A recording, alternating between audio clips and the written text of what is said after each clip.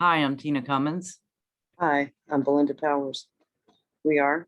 True Crime Sages. Welcome back, everybody. Uh, we're going to do a video. We're going to talk about the recent video that Duty Ron showed of the footage released on Gabby Petito from the second officer at the scene, who appears to be the supervising officer, and then he in turn calls his supervisor in the end. So the chain of command.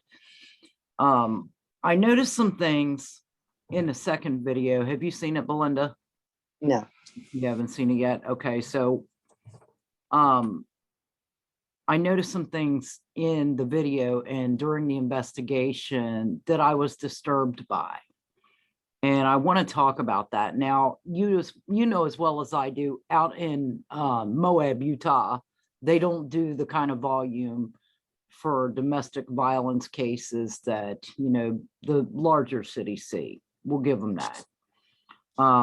But I think it's very important that we discuss this because obviously to take something lightly as a fight like this, they're missing something, and we're going to go into that. So one of the things that I noticed about the investigation during this is that there were two witnesses that called the police that we're aware of. Two. One of them called and claimed that Brian Laundrie was slapping Gabby Petito. The second one claimed that he witnessed an assault, but he wasn't sure what exactly was going on. He, said something to the effect that Brian had shoved her, but he didn't see him hitting Gabby. So in stating that, this second officer, when he goes up to question Gabby and they start talking about the domestic violence, go back and watch.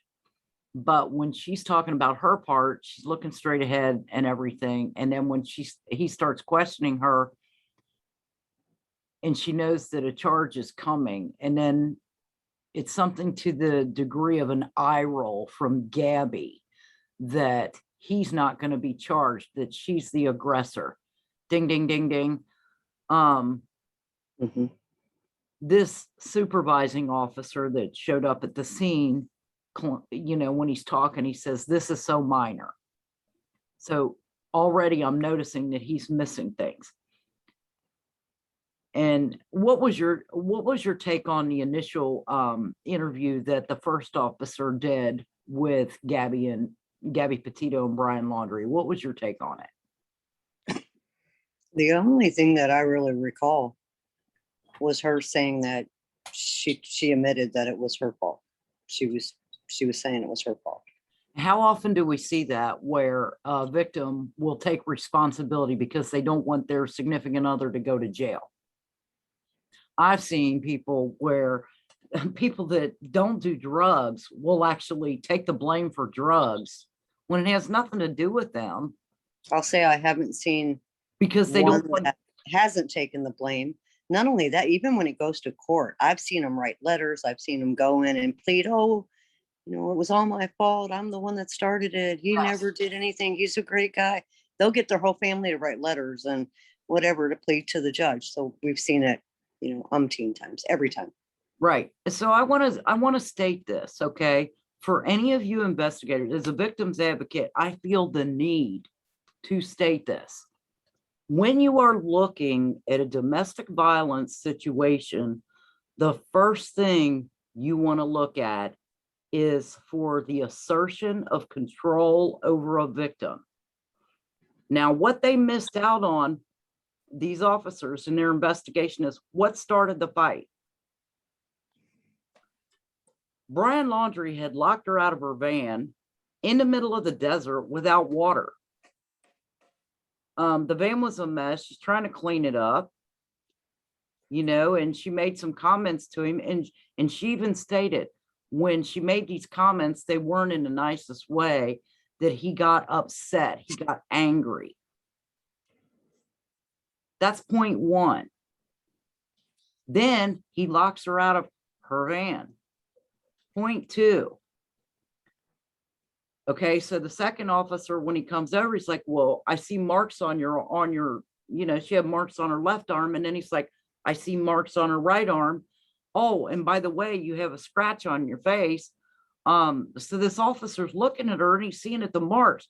Okay, so if you're looking at her and she's on the passenger side and they're squabbling or scrapping in the van, she's gonna have marks on her left side because she's on the passenger side. Mhm. How did the mark get on her right arm all the way over here? Okay, so you look at the eye roll when you go back, and it's very subtle. But when you go back and you look, if you get to watch a chance to watch the second officer, Belinda, I suggest you watch it. But when you go Okay. back I will. and he mentions her getting a ticket, but then, the officer starts talking about Brian Laundrie. First of all, he keeps interrupting her, didn't let her tell her story. But then when, he says that Brian's the victim, she rolls her eyes like, ding, ding, ding, ding. Mhm. She's covering. Okay. I'm not saying that she didn't put her hands on him. That's not what I'm saying. There are a lot of males that are victims of domestic violence. Okay. But that should tell those officers something else is going on here. In every domestic, I've seen women beat the hell out of men. Mhm. I've seen some strong women. And look at Jodi Arias, she wanted what she wanted. She ended up slaughtering Travis Alexander. I know there's violent women out here. But what I feel like happened in this circumstance is these cops are, specific officers are in the mindset of, well, this isn't really a big deal. He even says it's so minor. And that's because he's missing the big picture. So I think there's two things going on here. One, men often get blamed. And two, it's like, well, we really shouldn't pay attention to this. Why we don't want to waste the court's time with this. So let me reiterate this. In a domestic violence situation, it's never a waste of the court's time. You always look for assertion of control, and who has assertion of control? Because if you don't see that, then you have to dig a little deeper. It could be a mutual combat situation, but if you don't see it, you have to dig a little deeper and find out what's really going on. I mean, clearly these officers missed it.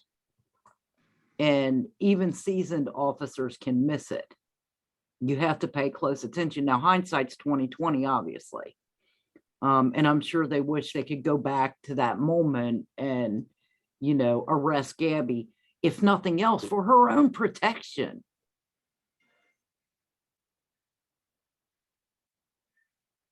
He even says how often, it happens where women end up dead. Yeah, I know that. That's like a self-fulfilling prophecy.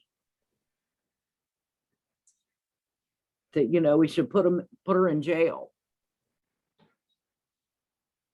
And I'm sure he's kicking himself now. But again, it's too late. He said he doesn't have a crystal ball. Well, okay, you don't have a crystal ball. Let me just preface this by saying, in any domestic violence situation, always look for the assertion of control, because that's the narcissist. That's the abuser.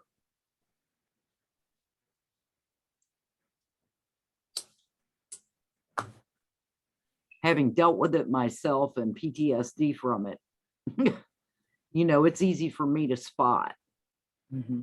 But it may not be so easy for someone who's never been on the receiving end, especially a man, because let's face it, most men are the aggressors in domestic violence situations. Now, I'm not saying that women can't be brutal. I know full well they can. But, the the reason that Utah has the law that if somebody's hit, somebody's going to jail is for this sadly specific type of case. It's to take it out of the hands of the officers, so there's no responsibility on their part if something does happen. And had they arrested Gabby Petito and then maybe later charged, you know, when they find out the truth, because, okay, I can almost guarantee you what happened. Once they reconnected, she starts telling him, you know, she's pissed. Oh, I've got a ticket now. I've got to go back to court, you son of a bitch, you know? I mean, and then of course he's going to go off the deep end and try to regain control. And she's probably telling him, I'm going to tell him what really happened. Because I don't know. She seemed very timid. She seemed very timid to me. I understand that she's very timid, and she's definitely, you know, she was definitely afraid of him. You could see that. Mhm. She's also so wrapped up in this relationship that she doesn't want to leave it. She doesn't want to get away from him. She wants to fix him. Right. And that's what abuse victims don't understand. You can't fix him. You can't be responsible for his behavior. You can't fix him. He has to fix himself. So you're either going to accept him as he is, and I guarantee you, if you're in a relationship with an abusive person, it's only going to get worse. You have to know that going in. If you're going to get into a relationship with someone of that nature. Well, and the sad part is normally the majority of time it ends in death. Well, it ends, well, I'd say the majority of time it ends in a breakdown of the relationship. Well, I don't know. I've seen many deaths from domestic violence. Many. And it's not worth your life, folks. It's not worth your life. Leave. What do they say? Run, Forrest, run.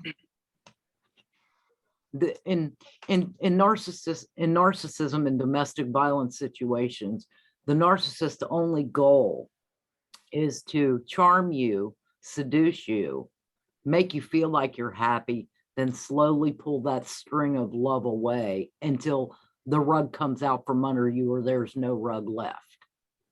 That is their goal. It is to overtake you, to control you, to manipulate you, to play with you so they feel superior. They give very little. Very little. A whole lot. In the beginning. On everything. In the beginning, they'll make you feel like, oh, this is the perfect person for me. Well, because they put you up on a pedestal. Yes. They'll put you up here just so they can pull the stool out from under you. You have to be very careful. And it never ends well. It never ends well.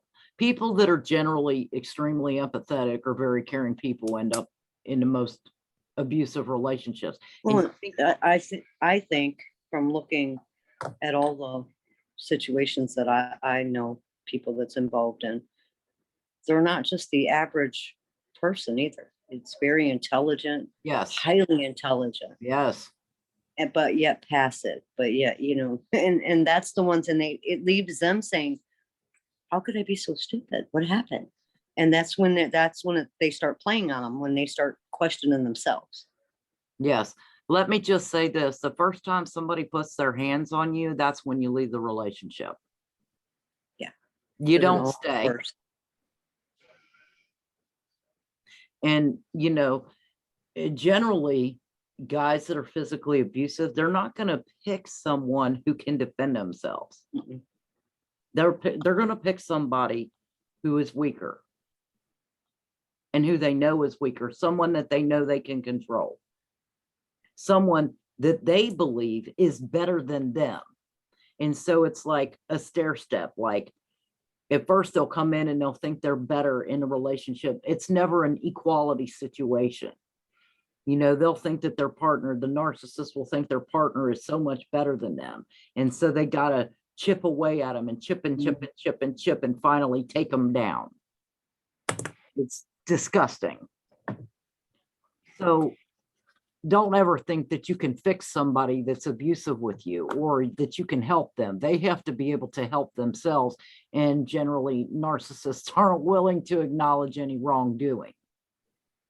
So the likelihood of them changing is pretty much nil. No, everything is the other person's fault. Everything. Everything. They never I take. think I think the best thing to do if you ever think that you're dealing with a narcissist or you're dealing with someone in that thing is to tell them no. Instead of just going along and doing as they say and being passive, and just tell them no. Tell them And when no. you Tell tell them them hell no, no. oh my God, all hell breaks loose. Yeah. Don't get in a situation where they're That's trapped. Trust me, it's not fun. Just if you start noticing things, get out early. Yeah.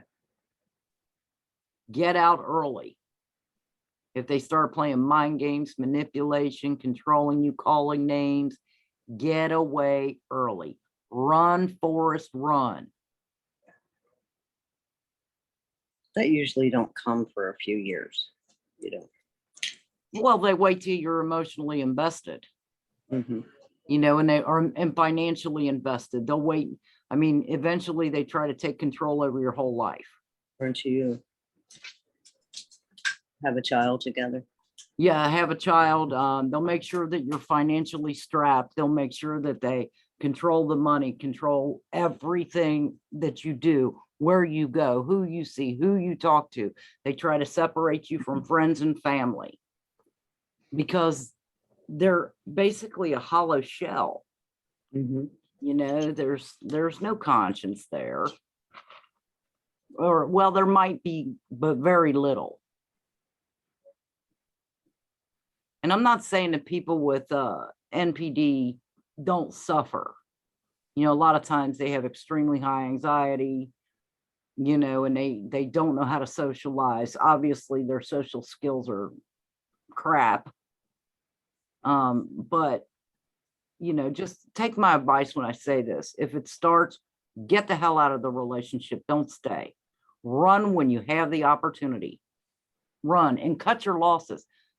I had to leave a house that I'd paid for, all the furniture in it, you know, everything that I'd paid for and built up. I've had to do that. I don't want to do it again. Yeah, but your mental stability is worth way more than any house or any furniture or anything. It's more, it's definitely, your life is definitely worth more than what you're leaving behind. Yep.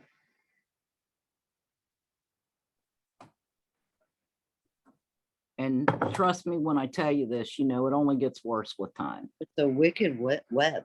I mean, it is. It's Yeah. So in getting back to Gabby's case, sadly, the police failed. And they failed on many accounts that I can see from stepping out and looking in. Now, I'm not saying they're experienced with this. Okay, but I think every officer out there should know the first thing you do is look for who had the assertion of control. In any domestic violence situation, male or female, look for who has the assertion of control. That's where you'll find the abuser.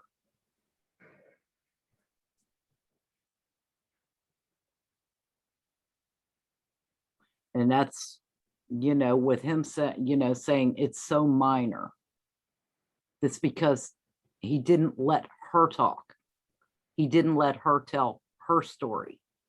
And he didn't get down to the underbelly of the investigation. I promise you, if he said, come on now, has he hit you in the past? Has he ever hurt you before? The truth would have come out. I mean, maybe not. I've seen a lot that deny it till the end. They'll say, no, he's never done that. No, he's never done that. No. And that's why I say I want to see the female's body cam. The female officer was there. I really want to see her body cam. It's a lot easier for women that are being abused to open up to another woman that can, you know, understand the position that she's in. I've seen men who've been abused that are still being abused and don't know how to get out of a situation because they love their kids and they don't want to separate their children from the mother of their children, even though she's violent, abusive, etc., crazy, etc., etc. You know, I know I can think right off the top of my head one right now that I know that's stuck in a situation he doesn't want to leave because of the kid. It's like, dude, run, run. And you can tell people that till you're blue in the face, you know, but that's why Utah has that law that if somebody gets hit, you know, one goes to jail. If they would have taken Gabby to jail, it would have saved her life. She might have had a ticket for domestic violence on her record, but it beats the hell out of, you know, being dead. And I'm not trying to be cold when I say that. That's a fact. You know, But it would have been the same scenario because she would have got out. Not necessarily. Yeah, it would have been the same, exact same. Not, I disagree with that because How long would it take them to get out? How long would it take her to get out? they said the next day after, but while he's there and while they're separated, they have the victims advocate group, and they talked about it in the officer talked about it with him in the second thing, that where a victims advocate could say, look, you're in a real dangerous situation here. You know, so I don't know if it would have had the same outcome. I mean, nobody could, Well, yeah, what I'm saying, they separated them. He went to a hotel. They got back together at some point. Yeah. That's what I'm saying. I'm not saying that it guaranteed it was gonna happen. It was, Right. I'm just saying it took time. He's at a hotel. Usually they're at a hotel at least, you know, through the night, 8, 10, 12 hours. It don't take you that long to get bonded out.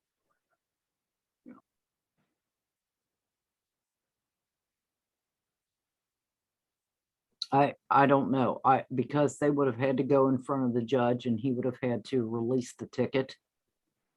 So I don't know, because it's hard to know that scenario with what the court asks them and them discussing the laws. And like I said, you need to watch the video. Well, no, I've seen domestic things though, and they get right back out. The one that goes to jail gets right back out. They'll put a thing where you can't contact them and then know, anyway, for yeah, 7 days or however long. Right, but you get right back out. They don't keep you. And then they'll ask you in court. Well, I watched the thing in Florida where it was domestic violence court and they had it on Facebook or YouTube or something. Anyway, you know, these women, one right after another, would come and stand in front of the judge. Do you want to continue with this or do you want to dismiss it? It happens that often. And out of all the girls that day, there was like 24 girls. One of them said, I want a restraining order. I don't ever want to see this person again. One out of all of them. So I get what you're saying. But from my perspective, you know, you have to stop it if you have a chance. Absolutely. I agree. I agree. 100%. I think you can save a life. Because if someone could have said, look, you're going to jail, is this asshole worth it? Is he worth it? And if someone, a victim's advocate or someone who deals in domestic violence could have talked to her and said, I've seen this many, many times, you're going to end up dead. Yeah, but still, Tina, you got two people that are fiance, and they're in another state. far away from home, Mhm. together, traveling, chances are they're getting back together. Well, I mean, you could be right, but that's the, Yeah, I'm not looking to say if I'm right or wrong. I'm just saying, chances are yeah. you're out of state, you're somewhere where you don't know, chances are you're gonna get back together. You're gonna But- finish your So, trip. You're, so what does that mean then? That intervention does no good? I mean, means it all depends on the person. It all depends on the one that's being the victim. Depends on if they exactly. won't put up with it or they will put up with it. That's what I said. We'll never know. No, At this point, we'll never know if it would have made a difference. no, I didn't, yeah, I wasn't saying at all that it would have made a difference or it's not gonna make a difference. It's sad. The whole thing is a sad situation, but we Yeah, just, I'm thinking of myself being in another state, traveling. I'm saying when me and Joe went to Vegas, we drove and took the boat and we got down there. If we would have got into a fight or whatever and cops were called and they did that, I would have went back. I mean, it would have been, hey, we're in another damn state. What else am I gonna do? Am I gonna drive by myself? I'm just saying. Now, I'm saying, different. I would. Mm. Yeah, I've traveled the country by myself. I have no problem with that. well, I don't have a problem doing that. That's not what I'm saying. Yeah, You're missing the point. The point is, I wouldn't do that in another state because we're having a thing and we get into an argument, big deal. I hear Now, what you're hitting on me, total different story. Yeah, exactly. And that's my point. That's my point with Gabby. Okay, so she's obviously afraid of this guy. Okay, she's taking, Has anybody, I'm sorry, I didn't mean to cut you off. Has anybody said anything about how he was previous? yeah, that's what her friend came out and said that he was violent and said that, he was very, very controlling and jealous of her. Well, I heard that, but I didn't know if he actually ever hit her. Yeah, she said that he was violent. I said I heard he took her phone. He would, try and Yeah. control what she did, but I Yeah. didn't know if he had ever hit her. And Because usually that's usually the first time you're gonna leave, you're gonna get the hell out of there. And that's the problem with age. When these people are young, they don't know what they're signing up for. They don't know.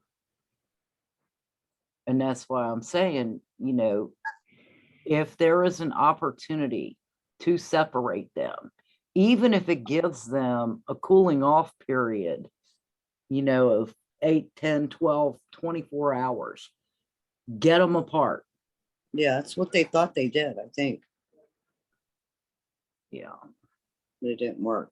Well, no, the officer was saying he was, and this is why I'm so upset and disturbed. He was saying this was just a slap fight. It's so minor. In quotes, it's so minor. No, domestic violence situations are not minor. You have to know what goes on behind the scenes. But maybe what he meant, though, I didn't see the thing that you saw, but maybe what he thought was it started over nothing. It was minor. Because most of them do. No, Most what of he them do start over nothing. again, I think you need to watch the video. Well, that's what I said. Yeah. I said that from the start. Yeah, I need to watch it, but I'm just saying, maybe that's what was minor. No, what he was saying was, and he's explaining it to this other officer, he's saying that this was just a slap fight. They're two young kids, et cetera, et cetera. He had no idea in his mind that it could end up in something like this. And that's why I'm saying that these people investigating a domestic violence situation, the first thing they need to look for is who's asserting control. If it's the woman, it's the woman. If it's the man, it's the man. But whoever's asserting the control over the domestic violence situation is generally the abuser. May not be the aggressor at that point, but that's the abuser. And 99% of the cases. It's whoever has the control is the one that is doing the actual abuse. Now, I don't want to go down into, I don't want to dive into that rabbit hole. Let's just put it that way. But just look for the assertion of control and then ask what started this fight and what caused it to escalate. Those are very important things. Gabby stated, well, she was cleaning and, she had OCD and da, da, da, da, da. And she said some things, but then he got angry. That's a bingo. So she's reacting to his anger, and then she ends up getting locked out of the van. How did she get out of the van? These are all good questions. They're valid questions. Well, I thought they were already out of the van. He was in the driver's seat and he locked her out. Oh, And she didn't have water. He put her backpack. He actually took her backpack and hung it on the back of the van. so that's what I was asking you earlier. So was it two separate occasions? Not that I'm aware of, it just all continuous. And then the witnesses, when they called the police, it was, okay, so you were saying in the restaurant it started, and she said something that pissed him off. Yeah, And, and they were she didn't say going it in down- such a nice way, but then she was saying she was cleaning the van out. And she was explaining that it was. That's what I'm saying, Tina. Was it two different? It must be two different occasions because the eyewitness 911 call said they were going down the street from the restaurant. He was smacking her. They got in the van. They left. That's when they called the cops and they got behind them and pulled them over. So where did this Yes, part? the cleaning part, I guess when she said something in true narcissistic fashion, he's going to get even, I guess, she's cleaning the van out, and that's when she's yelling at him, this is such a mess, it's a pigsty, whatever. And then they go into the restaurant and then it escalates from there. They were driving to. So they already had the fight. No, the fight occurred after they were leaving the restaurant. Oh, yeah, I'm confused. I am too. Okay, so on that note, I'm confused. they were fighting in the car, and they admitted to Right. fighting in the car. She admitted to punching him in the arm, and he said she tried to grab the wheel. But she admitted to, when she saw the lights behind her, she admitted to hitting him. Yeah, I seen that part. Yeah. But when you said she crawled through the window and stuff, so that happened before they went into the restaurant, or yeah, it had It to. could have happened just before or just after, as they were leaving. Just before or just after. But he, again, she said they were out in the desert. There was no water. Yeah, They I were don't going know. to It Moab to must have get been water. So several- he locked her out of the van without water. They were probably talking about several different occasions, probably. Right. That's That's what I'm probably saying. why It's all just kind of one. I don't know what the Yeah. exact timeline is, Yeah. but it's all kind of running together. That's what it as sounds like. occurred. Yeah, it sounds like they're talking about multiple things that led up to it. Yeah, when All you of say these two different- separate occasions, it's Yeah. like this happened 3 hours earlier. I don't get Right. that. I think it's all like Right. one run on. Yeah, I don't know. It just didn't make sense. They weren't in the desert, so why would she need water? They're in town. So Right, it had to be before. right. She didn't get in the van on the driver's side because the eyewitness said Well, she that's got how- on. Yeah, so it had to be probably 3 different occasions. No, actually, they said she got in on the driver's side and had to climb over him. And that's when he grabbed her arms or grabbed her arm and was trying to, he had locked her out of the passenger side. So she had to come around and come in through the window on the driver's side. So he didn't want to let her in. Makes sense. Exactly, because he had her locked out and she was fuming at that point. Yeah, it being her van, I could see. Right. You're gonna lock me out and leave me in the desert with no water? And again, that's assertion of control. Who's got control of the situation? Brian Laundrie. He locked her out. It's her van. It's her. It's where she lives. You know? The thing that bothers me too about him was when they said that, you know, he was the victim and he just, and he's laughing. No feeling, no emotion. They're talking about throwing her in jail. And he says, well, can you send me or can you send me to jail? You know, and Duty Run said, well, that was shocking to him. It's not shocking to me. You know, that's ammo. No, that was toying. Oh, yeah, that's ammo for him to use later. Yeah. It's not shocking. It's not a show of humanity. I You think, know, I I was think sitting here asking myself, unless you're a woman and you've been on the other side of domestic abuse, you really don't know what the signs are. But I guarantee you, any woman that's ever been through it, they know when the gaslighting's coming. You know, they know when they hear that first mood, because it's a constant walking on eggshells. It's no wonder that this girl is bursting into tears and crying. It's no wonder. She's trying to exist in a situation and live in a situation that is not normal, and she doesn't know how to handle it. I was sitting here racking my mind trying to figure out why did he go back? But it was because in parking that van there, he just thought he would leave that van there. That's when he left and went home and then came back. Yeah. He was going to leave it there, and then he realized, uh-oh, if they see it, they're going to find her right away. Mm-hmm. So he went back and got it. But then, of course, when he went back and got it, that told that he done it. Well, and the other But thing they put him too, right back to the crime. the other thing too was he told the police that he didn't have a phone, and that Yeah. was the lie. Right. Gabby didn't know he had a phone.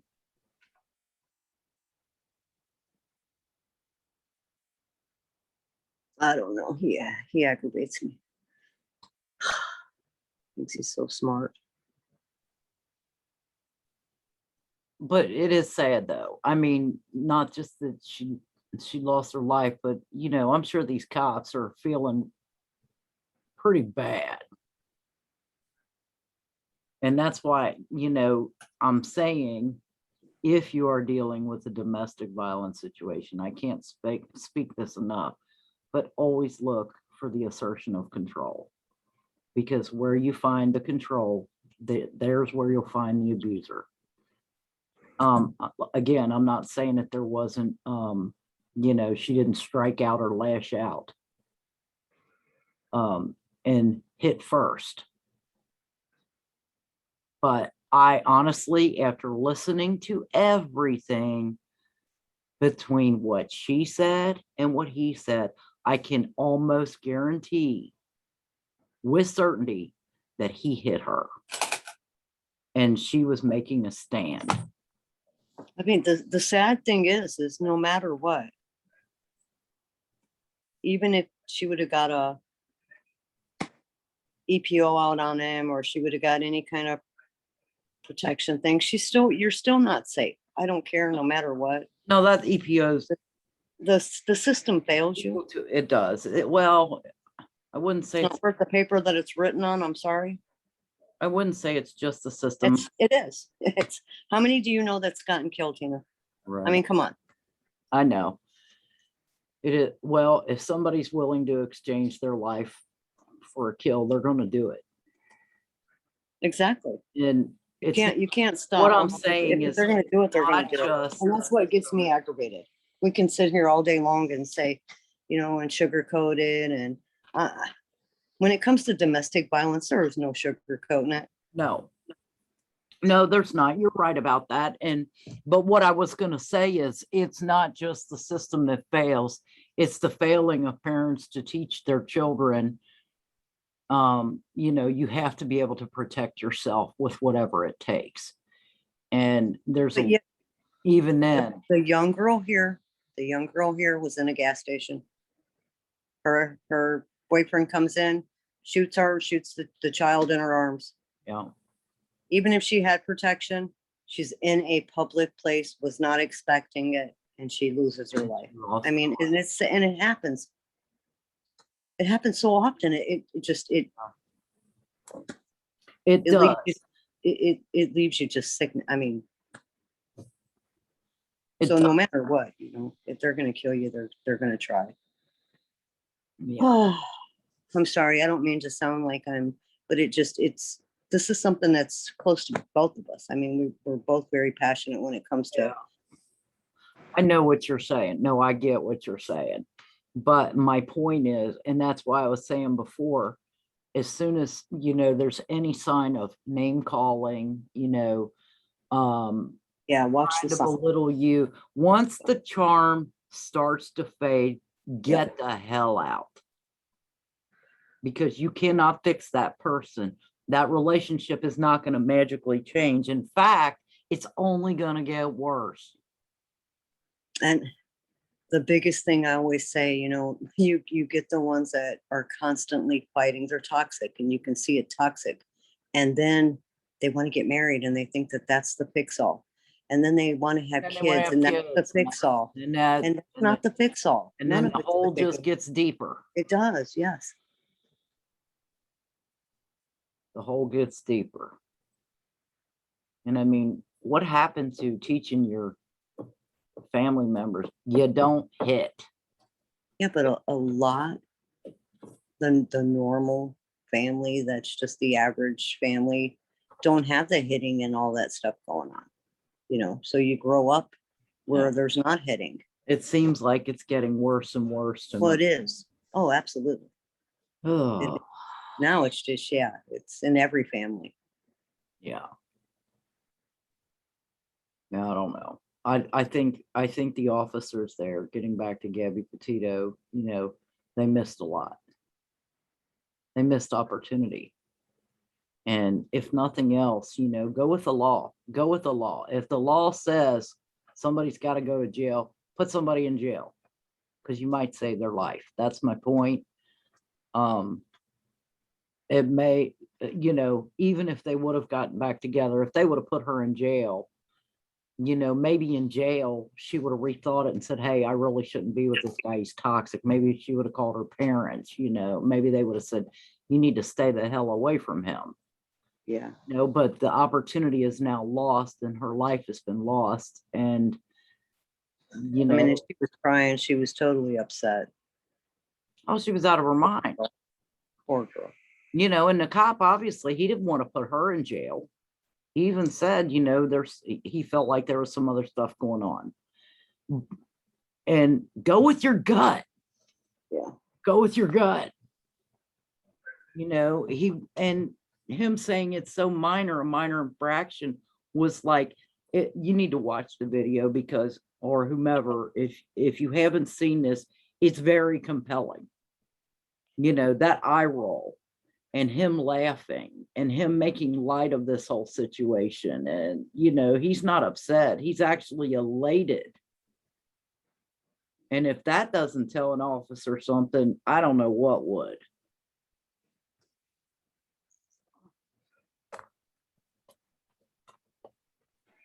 And, you know, it could be used as a training. You know, this is, no matter how slight it seems, you have to dig deeper. You have to dig deeper. You can't just brush it off and say, oh, you know, if it's an argument and people are yelling at each other, well, people yell, you know. I have some family members, her and her husband, they get into arguments and it tends to get loud, and then they just, both of them shut down and they have what they call hall sex, you know, they'll go by each other, F you, you know, and down the hall they go. And it's kind of funny. But in reality, anytime there's violence, get them apart, period. Even if it's a Physically slap. and mentally. Oof. Both. They're just, you know. Well, I mean, you can't, you can't really put everybody in jail that argues, but if there is any kind of violence, No, I'm not talking about going to jail. I'm just you're talking talking about, about in general. yeah, in general. Yeah, because You're in that mental and relationship emotional abuse tends to turn to physical abuse eventually. at some point. All it takes is one. All it takes is one argument. Mhm. I And it, don't, and it can go boom. I mean, there was an officer just in Savannah, Tennessee, went to a domestic violence call. Actually, he wasn't even called. It was another deputy that was called, and he went ahead and joined in and said, 565. He said, I'm on my way. And he stepped in, and when he got there, the guy that was hitting the woman, he turned the gun on the officer and shot him and killed him. He shot both officers. The one's in critical condition, the other one, he killed him. And that's in my sister's hometown. Then they had 2 killed today in Mississippi or Alabama. I'm sorry, Alabama. And it's for domestic violence. And, I and mean, see, that's when, there are 2 situations where an officers are really at risk. And yeah, one is domestic violence, the other is a highway stop.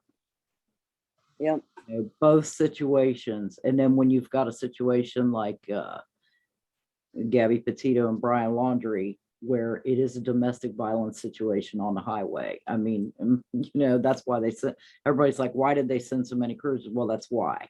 It's a recipe for disaster. yeah. And you have to play it very I would always say err on the side of caution. Even if you think she's the victim, lock her ass up to keep her safe.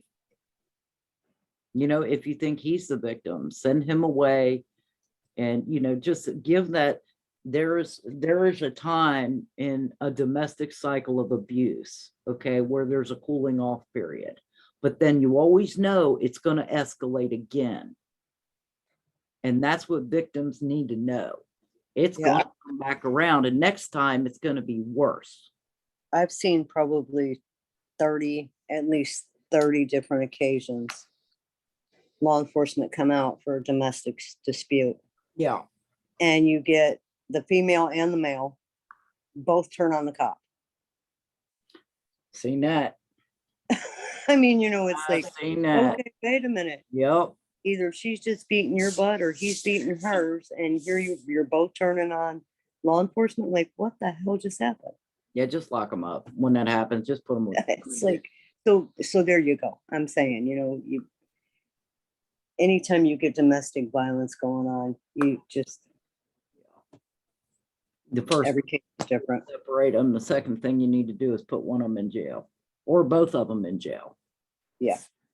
That's probably the best, Yeah, put them both in jail. unless they're small children. If they're both, even if it's a mutual combat situation, lock them both up. Or else make sure the Double one stays in jail for at least 24 hours, Mhm. pulling off time. Okay, so getting back to the cycle of abuse, let me equate this to children. Okay, so with children, if you've got, how you train your kids. If you've got a child and you tell them no the first time and you stick with it, everything's copacetic. They'll eventually learn that no means no. But if you tell them no once and then you give them a chance and then you give them another chance and then you give them another chance, eventually that child's going to keep pushing you because that's a learned behavior. Well, it's no different in the cycle of domestic violence and abuse. If you give them a little bit, they're going to take more and they're going to take more and they're going to take more until eventually there's no stopping point. So it's just like when you're dealing with someone with narcissistic personality or abusive personality, know that they're eventually going to keep taking more. And you can't stop it unless, you get out of the relationship. And even then, the worst time for domestic violence is when someone is getting out of the relationship. And perhaps that's what Gabby thought. Hell, if I'm going to get a ticket for this, I'm getting out. I don't want to be married to you and I'm leaving. And that might have been what actually spiked the The final. Final straw. How dare you leave me? That's probably exact. I mean, Dare you leave? I hate to say it, but Yeah. if I had to guess, that's what I would say exactly what happened. And that just, Having been through domestic violence before, you know, if somebody's gonna get violent with me, don't let the door hit you where the good Lord split you. Bye-bye. Go away. Don't ever want to see you again. Don't care. yeah, but as we both know, it's easy to say for everybody has different things that they'll take and what they won't take. And you know, Right? Yeah, when you get older though, and Oh. I'm sure when you get older, your ways of handling situations are a lot different than somebody who's 22. You know, Oh. she was naive, inexperienced, Yep. terrified, yeah, wanting to hang on to the relationship because she loved him, you know. No, it's just heartbreaking. Yeah, there's all kinds of domestic violence hotlines. If you're experiencing it, get help. There's apps that you can get on your phone that will call for help for you. You know, just open your eyes and prepare yourself. But if you have to leave everything, you know, leave. It's not worth your life. And you need to always tell yourself there is something you will not tolerate. That is physical violence. Don't. And there is good programs out there. I mean, there really is, but you gotta want it. You know, they have a safe house here. I don't know what it's called. I said safe house. I don't even know if that's what We it's have called. crisis Shelter centers. for women. And it's, Most you know, towns has a crisis center. and Most it's towns. a year-long thing, and you go there, you live there, even if you have kids, they get you a job, they help you with getting a job, and you get your own apartment in the facility. You get your own apartment, you get your life back together, and when a year's up, then you go out on your own. You know, I've seen success in it.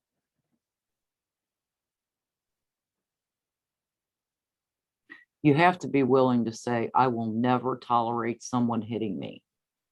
But most of the time they stay because they either don't have somewhere to go or they're embarrassed. They don't want to tell anybody. They don't want to tell their family. Nothing to be embarrassed about. It's We know that.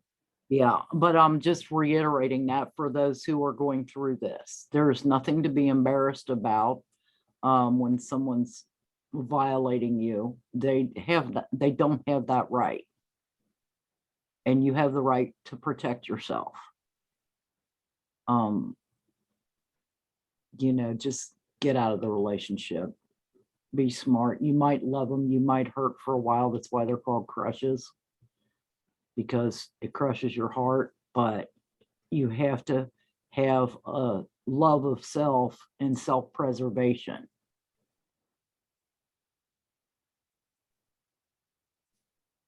You cannot allow someone to put their hands on you.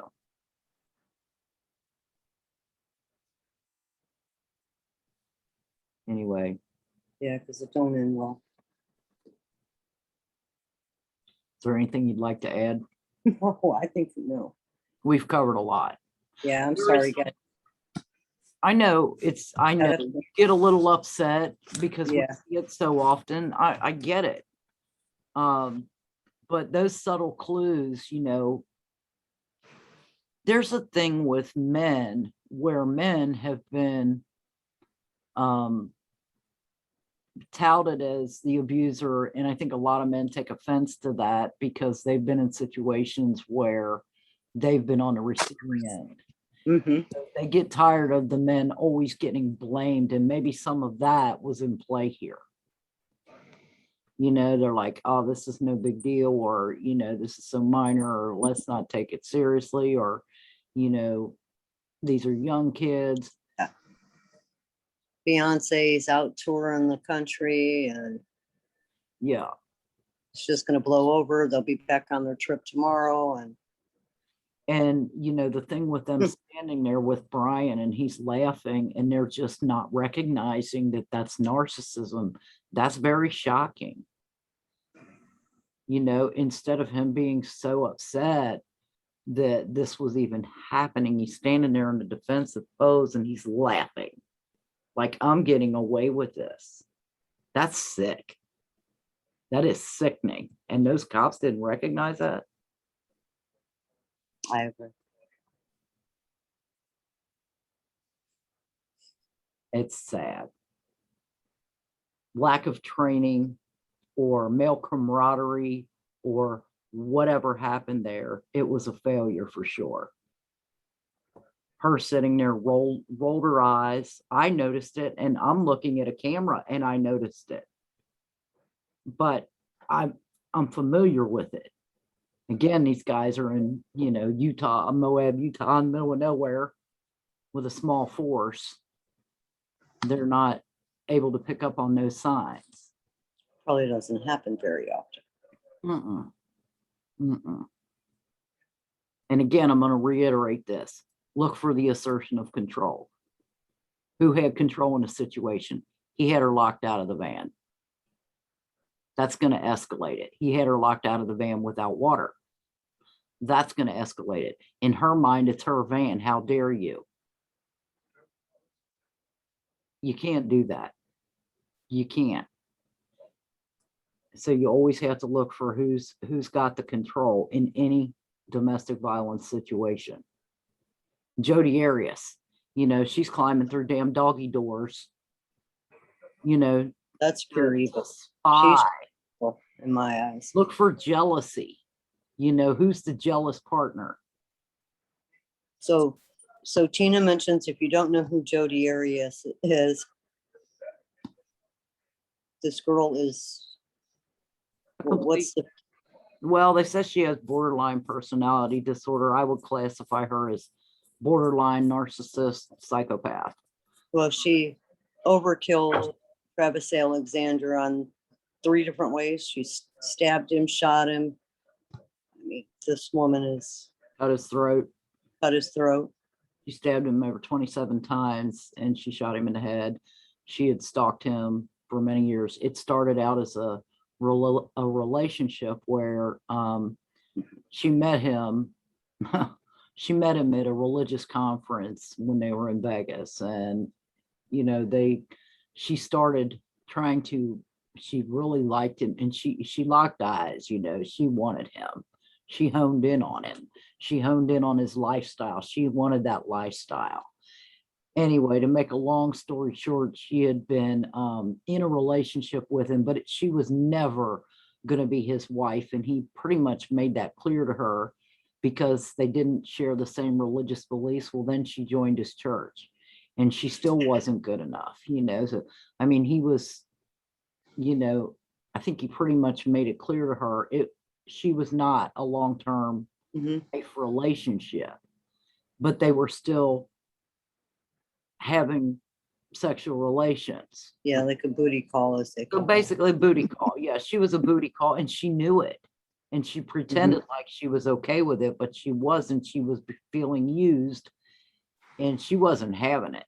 You know, she Well, was gonna have what let- she wanted, let's say no matter what.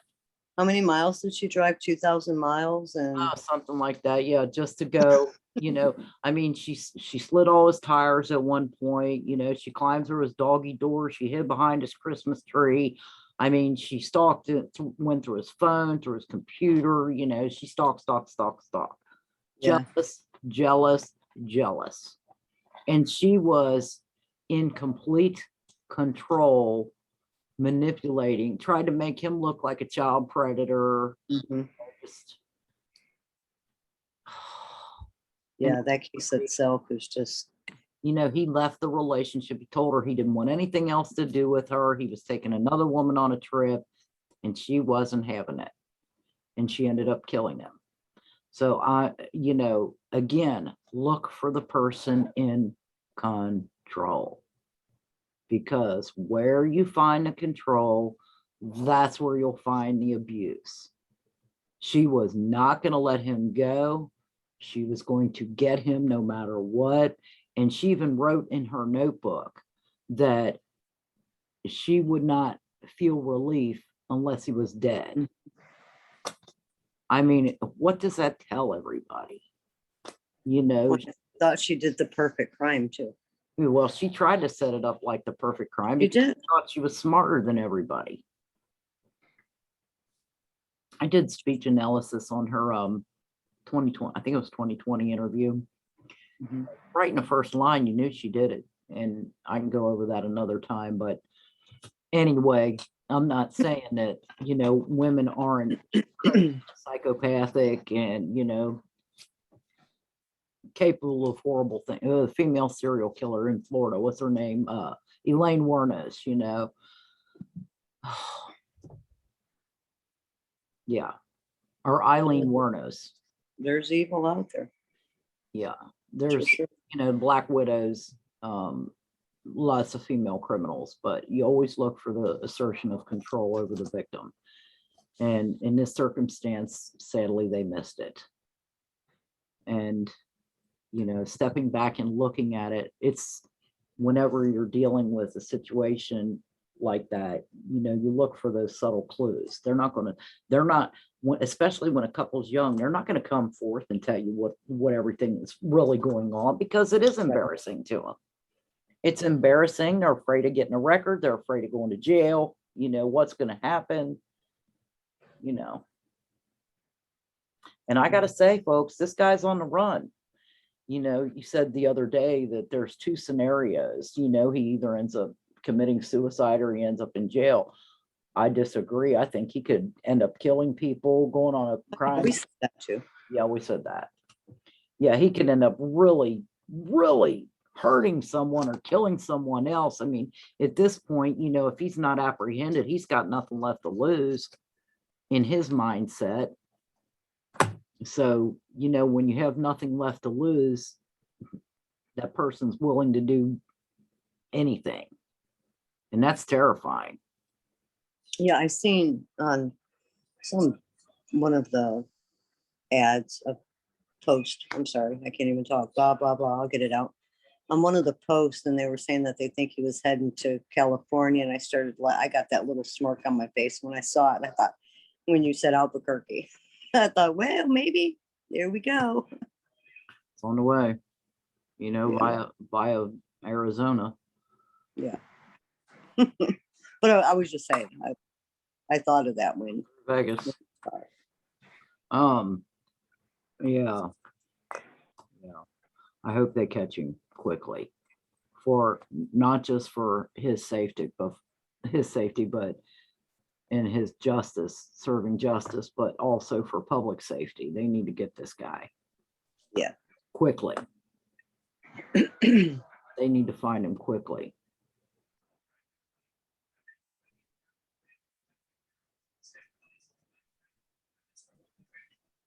Yeah.